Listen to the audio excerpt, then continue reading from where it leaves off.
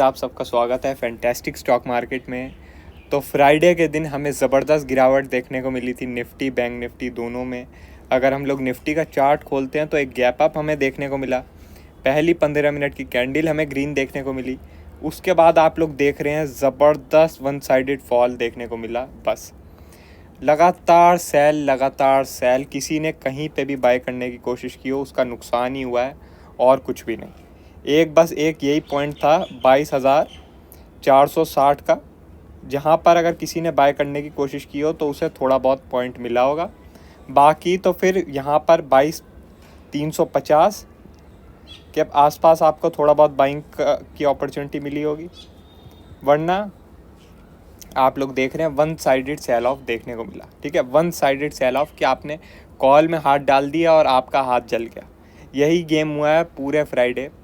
और पुट में ज़बरदस्त पैसा बना होगा, वन साइडेड पैसा बना होगा। ठीक है, अब फ्राइडे को ट्रेड करना भी बहुत इजी था, कोई मुश्किल नहीं था। अगर आप लोग देखें गैप अप हुआ था तो मैंने आपको सिंपल एक चीज़ बता दी थी कि आप ये 2 लाइन मार्क कर लीजिए। ठीक है, ये 2 लाइन मार्क कर लीजिए, पहली 15 मिनट कैंडल का हाई और लो मार्क कर लीजिए। लो ब्रेक होता तो मैं सेल करना पसंद करूँगा। ठीक है, मैंने आपको बोला था गैप फिल हो जाएगा।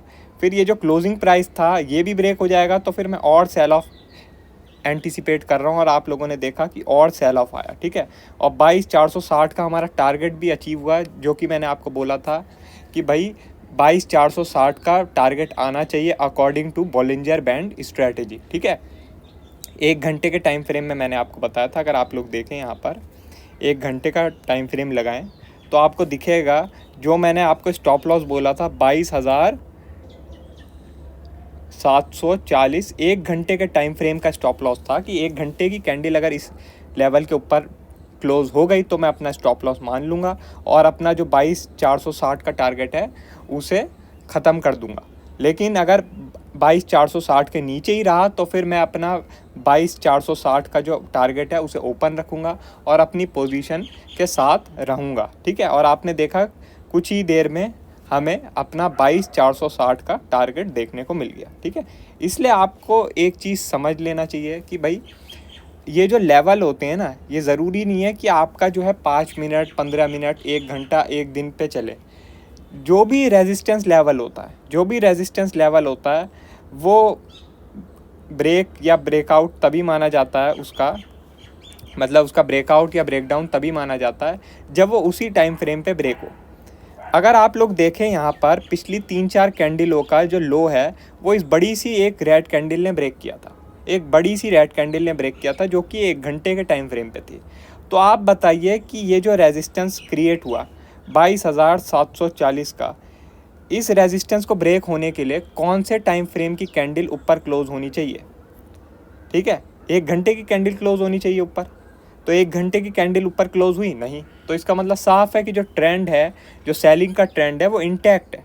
और आप देख रहे हैं ज़बरदस्त सेल ऑफ आपको मिल गया और 22,460 का टारगेट मिला, बल्कि 22,350 तक भी आपको देखने को मिल गया। ठीक है, तो इतना आप लोग समझ लीजिए कि जो भी रेजिस्टेंस या सपोर्ट लेवल क्रिएट होता है, ठीक है, वो एक पर्टिकुलर टाइम फ्रेम पे क्रिएट होता है और अगर उसका ब्रेकआउट या ब्रेकडाउन होना होता है तो वो उसी टाइम फ्रेम पे होना चाहिए, बाकी किसी टाइम फ्रेम पे नहीं होना चाहिए। और गैप अप गैप डाउन से कोई फ़र्क नहीं पड़ता। ठीक है, गैप अप गैप डाउन से कोई फ़र्क नहीं पड़ता। आज अगर मतलब फ्राइडे को किसी ने गैप अप देख के बाय कर लिया होता तो बर्बाद हो गया।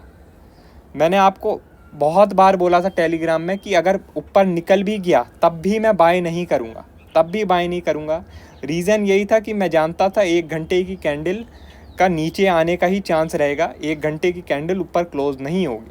लेकिन मैं आप लोगों को ज़्यादा नहीं बोलता कि भाई 1 घंटे तक वेट करो और ये सब वेट करो, क्योंकि मैं जानता हूँ आप लोगों में पेशेंस है ही नहीं। आपको पेशेंस के लिए अगर मैंने बोल दिया कि भाई थोड़ा वेट करो तो आप लोग बोलेंगे यार ये तो पागल है, हम किसी और टेलीग्राम वाले के पास चलते हैं जो हमें बता दे 22,200 का कॉल बाय कर लो या 22,200 का पुट बाय कर लो। ठीक है, हम ऐसे टेलीग्राम वाले के पास चल देते हैं जो हमें बोले 22,000 का कॉल बाय कर लो, 22,000 का पुट बाय कर लो, या 22,200 का कॉल बाय कर लो, 22,200 का पुट बाय कर लो, ये कर लो वो कर लो, ये कर लो वो कर लो। ठीक है, हम टिप वालों के पास चलते हैं, टिप वालों के पास हमें अच्छा लगता है।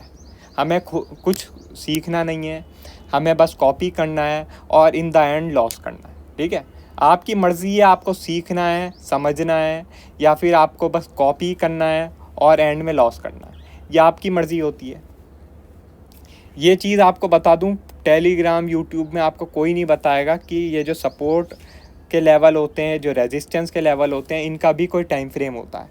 मुझे लगता है कि आप लोगों ने शायद ये चीज़ कभी भी नहीं सुनी होगी आज तक, और अगर इस चीज़ पे आपने वर्क किया तो सच बता रहा हूँ आपकी ट्रेडिंग बहुत ज़्यादा बेटर हो जाएगी। और अगर आप हमारे टेलीग्राम से ज्वाइन रहेंगे, हमारे यूट्यूब से ज्वाइन रहेंगे, हमें फॉलो करते रहेंगे, तो ऐसा ज्ञान आपको बहुत बार सुनने को मिलेगा, क्योंकि हम मार्केट के फंडामेंटल के बारे में बात करते हैं जो कि असलियत में वर्क करें। हम उन चीज़ों के बारे में कम बातें करते हैं जो बैक टेस्टिंग में अच्छी लगती है और लाइव मार्केट में बुरी लगती है। हम उन्हीं चीज़ों के बारे में ज़्यादा बातें करते हैं जो लाइव मार्केट में अच्छी लगे, चाहे बैक टेस्टिंग में कैसी भी हो, क्योंकि असली जो पैसा होता है वो आपकी लाइव मार्केट में बनता है। ठीक है, इसलिए लाइव मार्केट की चीज़ों पर ज़्यादा फोकस कीजिए। अब ज़रा हम आपको एक चीज़ बता देते हैं कि भाई मार्केट में हो गया है ये पूरा का पूरा सपोर्ट लेवल, ये पूरा का पूरा रेजिस्टेंस लेवल, ये दो लेवल क्रिएट हो चुके हैं, सपोर्ट और ये रेजिस्टेंस।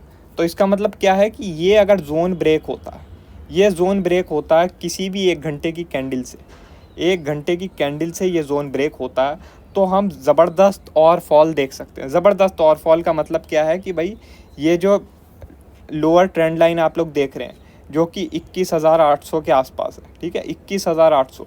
अभी निफ्टी कहाँ चल रही है भाई, 22,460 पे चल रही है, और मैं कौन से लेवल की बात कर रहा हूँ, 21,800। ठीक है, अगर ये जो 21,460 का लेवल है, ठीक है, और 21,350 का लेवल है, मतलब ये पूरा एक सपोर्ट जोन जो है, ये 1 घंटे की कैंडल से ब्रेक हो गया, 1 घंटे की कैंडल से ब्रेक हो गया, तो 21,800 डेढ़ सवेर आपको देखने को मिल जाएगा स्क्रीन पे। दूसरी बात क्या कि अगर आपका ये जो पूरा सब रेजिस्टेंस लेवल है, ये पूरा रेजिस्टेंस जोन जो है, ये 1 घंटे की कैंडल से ब्रेक हो गया, ये 1 घंटे की कैंडल से अगर ब्रेक हो गया तो आपको निफ्टी में वापस से ऑल टाइम हाई देखने को मिल जाएगा। निफ्टी में 23,000 का लेवल भी आपको देखने को मिल जाएगा डेढ़ सवेर। ठीक है, डेढ़ सवेर का मतलब क्या है कि भाई हो सकता है आपको बहुत जल्द देखने को मिल जाए, वरना फिर आपको थोड़ा बहुत कंसोलिडेट करता हुआ लेकिन फिर अचानक से टारगेट को अचीव करता हुआ दिख जाएगा। ठीक है, सेम यहीं थोड़ा बहुत टाइम पास और फिर अचानक से आपको टारगेट अचीव होता हुआ दिख जाएगा। ठीक है, तो ये दो बहुत ज़्यादा इंपॉर्टेंट जोन हो जाएंगे और मंडे के लिए भी बहुत ज़्यादा इंपॉर्टेंट रहेंगे ये जोन। ठीक है, जब तक इन बिटवीन ट्रेड कराए, ठीक है, जब तक इसके इन बिटवीन ट्रेड करें निफ्टी, आप लोग अवॉइड ही करिए अगर आप एक ऑप्शन बायर हैं, क्योंकि यहाँ पर क्या है, जो कॉल सेलर है वो अपने कॉल ऑप्शन सेल करते रहेंगे, जो पुट सेलर है वो यहाँ पर अपना पुट सेल करते रहेंगे, और पैसा ऑप्शन बायर मतलब ऑप्शन सेलर कमाते रहेंगे, बायर अपना पैसा लूज़ करते रहेंगे।